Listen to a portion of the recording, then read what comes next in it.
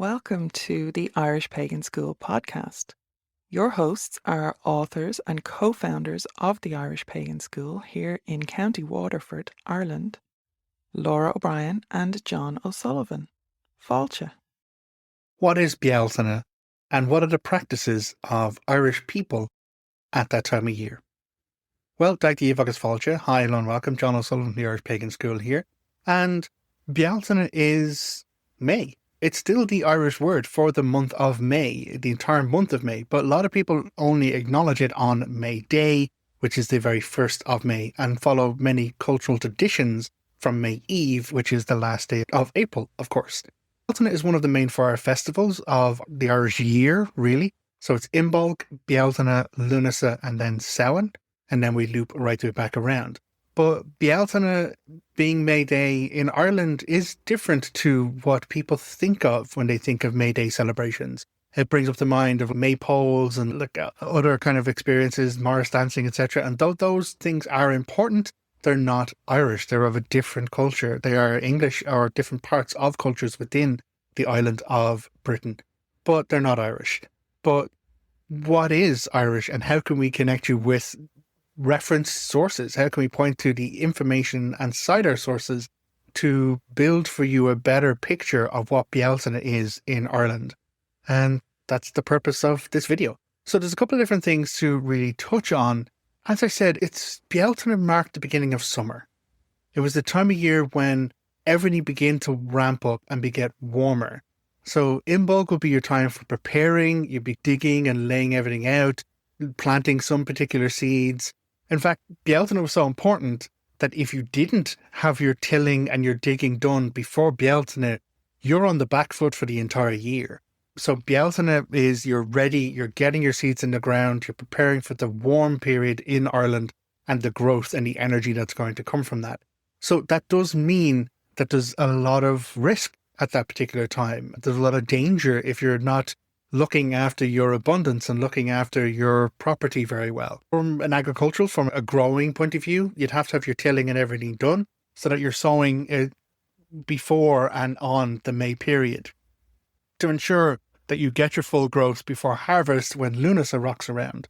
But if also you've been keeping cattle, you'd be keeping cattle in with byres or barns, etc. over winter periods, Bealtaine will be the time of the year when, enough grass is grown outside and you'll be taking your cattle out and maybe allowing them exterior grazing if you have the land, or they'd be going up into the mountains it was called a bulla. It was when the herds would be taken into the high pastures and young people would be sent off to guard the herds when they're away from home. So culturally speaking, it was a very important time for the opportunities to grow and to care and to also express your independence to a certain degree, because you'd be away from home up in the mountains minding the cattle and with a whole lot of other young people. I'll loop back to that. But May was very important for those transition, that shift, that change in practices. And that, of course, informed the culture and the acknowledgements of the culture as we go through that.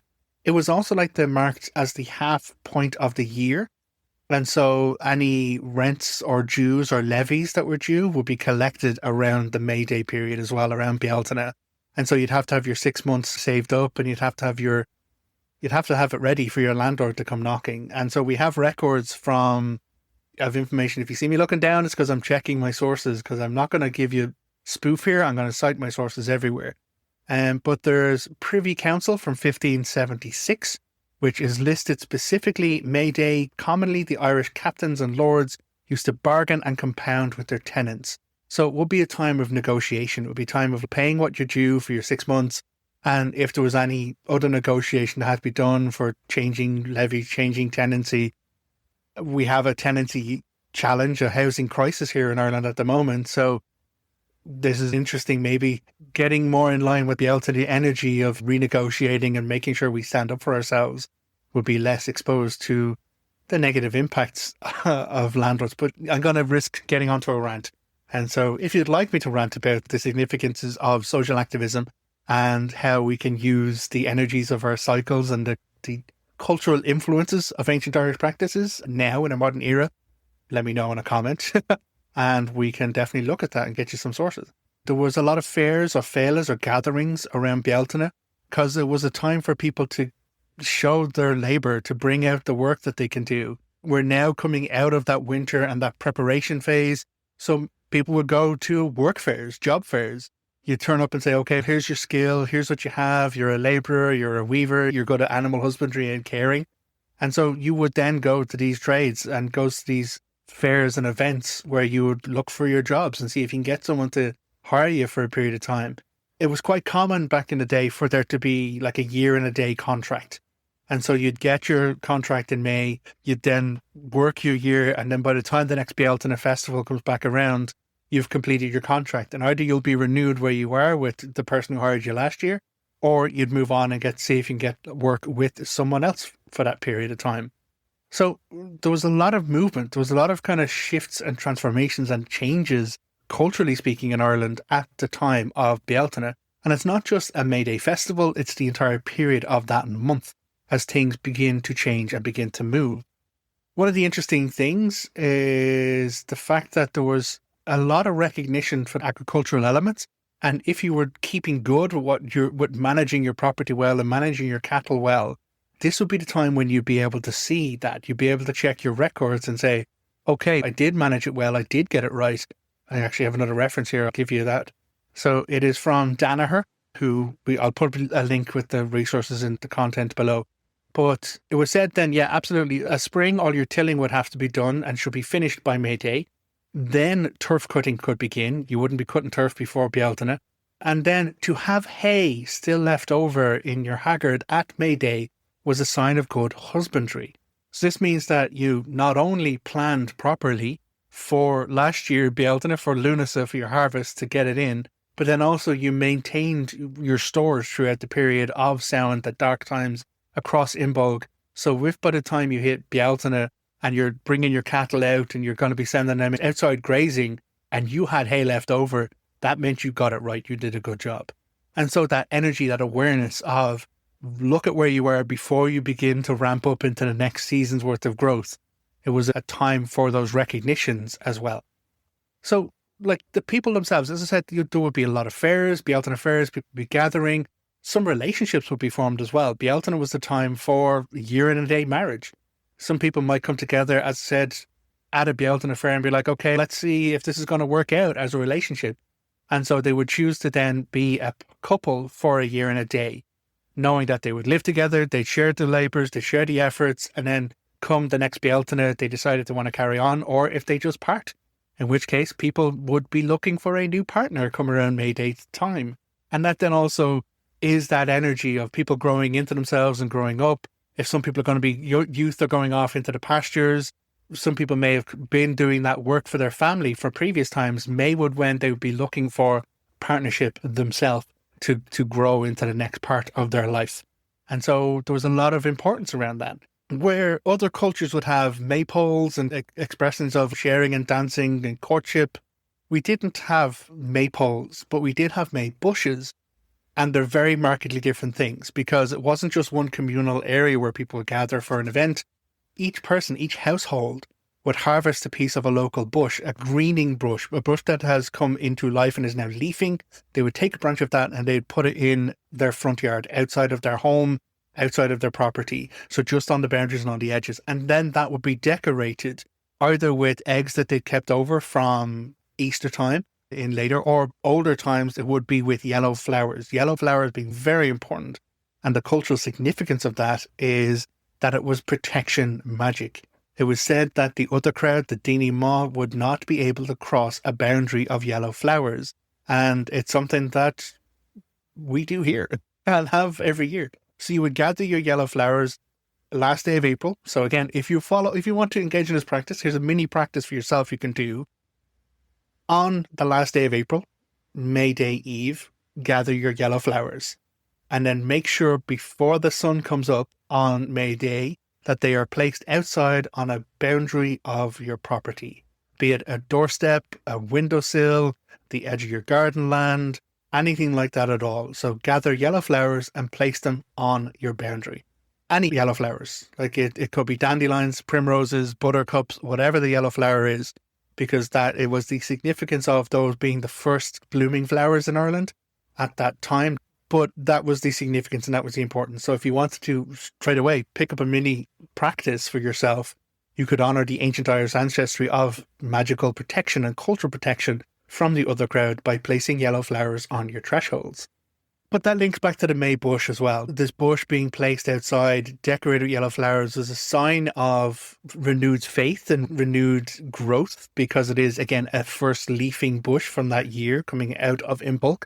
Even now, the trees are coming into leaf here, and I love every one of them. I was walking around with the grandkids not long ago, and I was like, oh, look, the trees are awake now. How can you tell? There's leaves coming up. And so I said that to my granddaughter, and she's, hello, tree, good morning, tree. So she started wishing every tree that had leaves on it good morning. And I didn't know if she got it until she went, look. And she pointed at a tree that didn't have leaves and went, that one's still asleep. And I was like, yes, you absolutely got it. But it's that energy of new growth, new life, and how that abundance is notable and visible now in the world at Bealtaine. And so taking a bush, taking this branch and placing it outside, showing the new growth, was very important to attracting that abundance in. But also, because it's a time of abundance, a time of transformation and change, there was risk. There was risk for making sure you're protecting what is yours, what is your abundance, and not having it taken or stolen from you by someone else. Specifically on May Day, if someone comes looking for a light on May Day, the answer should be a respectful and polite no. Now, quite commonly in Ireland, like, you'd be wandering around and someone like, here, you got a light or whatever like that and all. And Irish people are very charitable. We're very caring, passionate. Yeah, we'd absolutely help out a neighbour wherever we can, except on May Day. And so the culture was that if someone were to ask you for a light of your fire on May Day, they're not just, getting a light, they're getting access to what generates your abundance and energy for the rest of the year.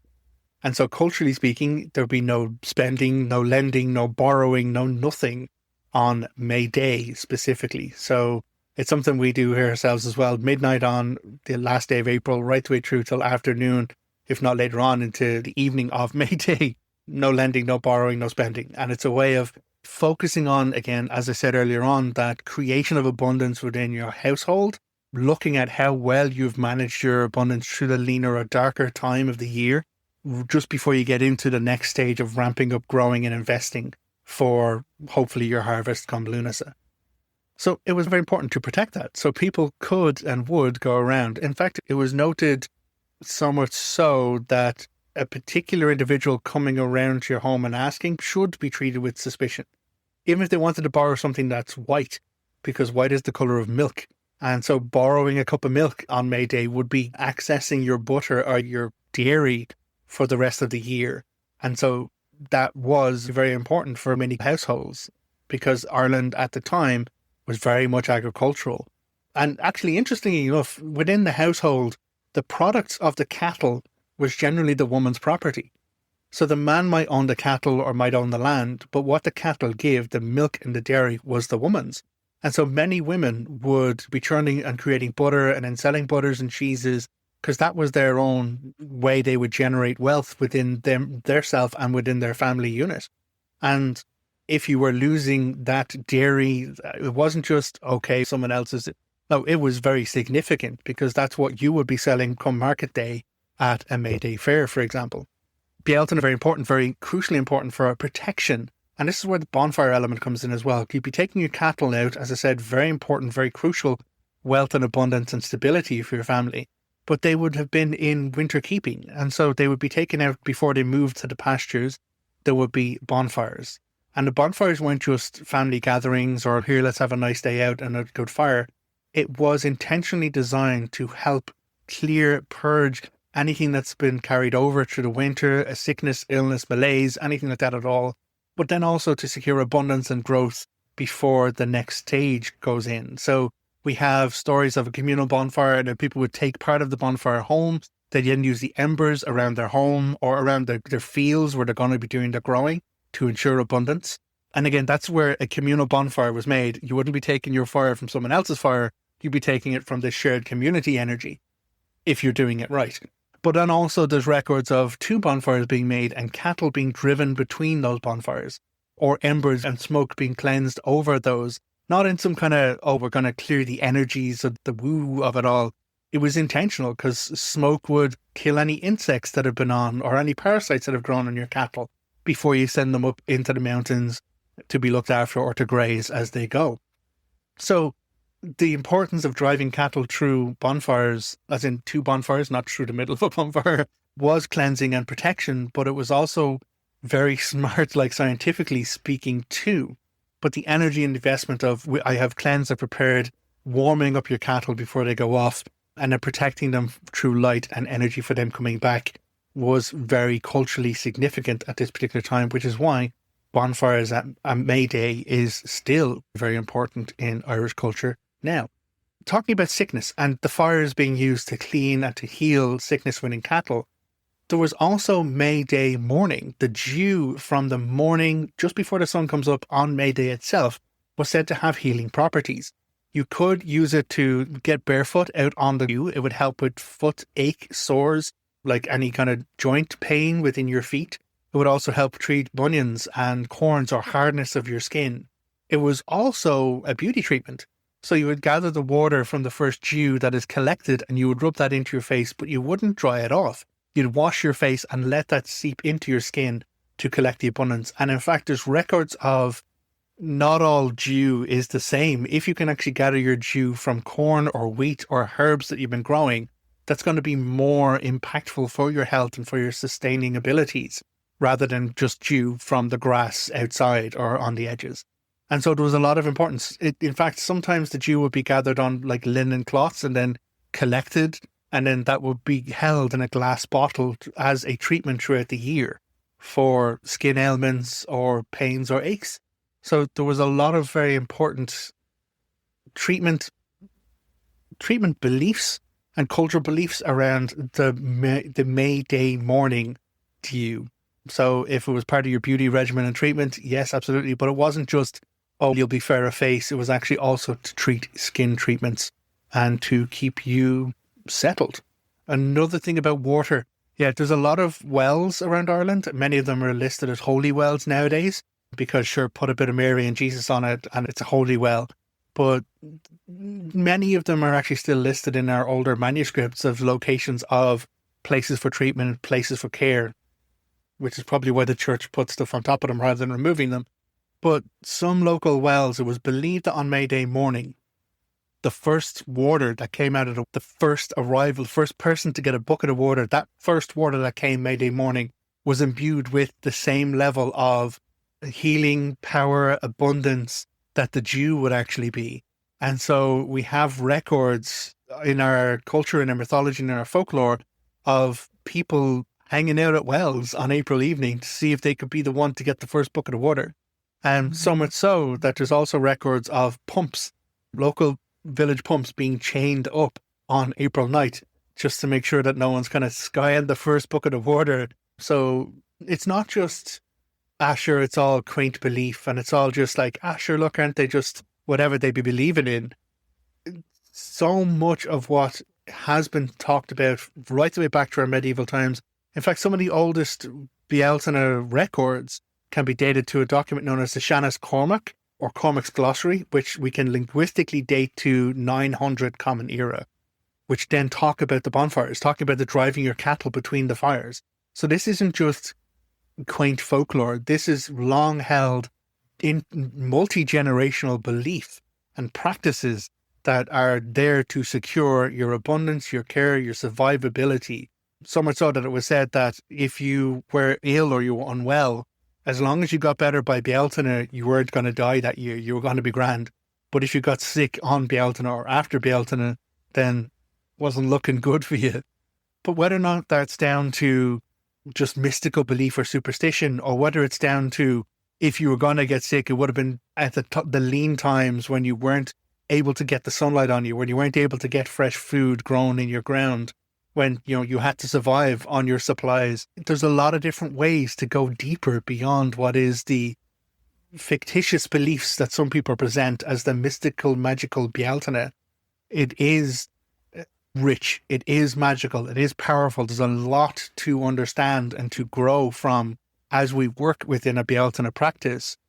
But it's not just flights of fancy. It's real. It's practical. It's grounded in our culture, our history, and the living traditions of the Irish people on Ireland.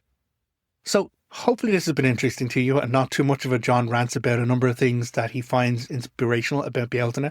I may have to get out and get some early morning Bealtaine dew for my mug this year and try and keep myself pretty and beautiful. But we'll see how it goes, and how I know for sure there will be yellow flowers on our threshold April evening.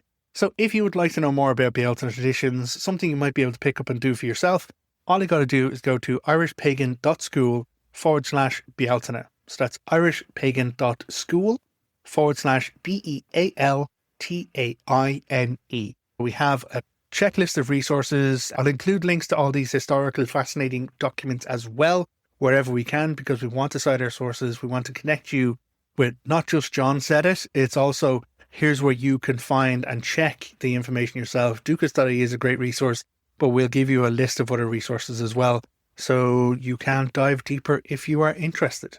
So until next time, maybe think about Bealtaine being not too far around the corner and what you're going to do for yourself.